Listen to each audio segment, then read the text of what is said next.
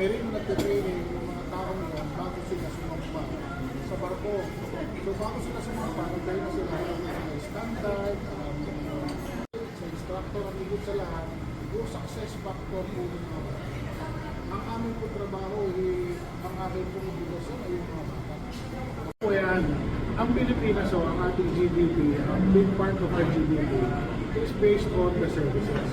Yung pagtao natin, yung ating manpower, yung po ating asset.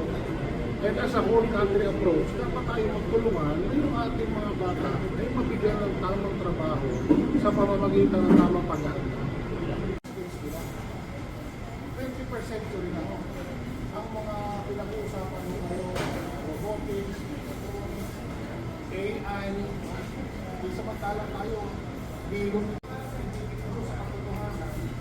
Katulad ko kami dito, hindi naman malulong. Yung mga gamit na sa nila,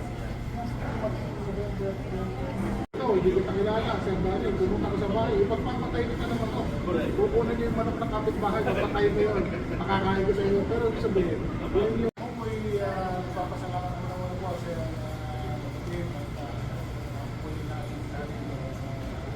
niimbita ko po lahat ng mga tao na nakikinig, mula rin yung mga anak na nakikinig sa Galoto, sa hospitality, yung mga nangangarap na magkakawas ng mga sa hospitality. Bumisita lang mo kayo, tignan nyo kung ano meron, minsan napatakot kayo, pumunta lang mo kayo, wala namang pangako rito. Pero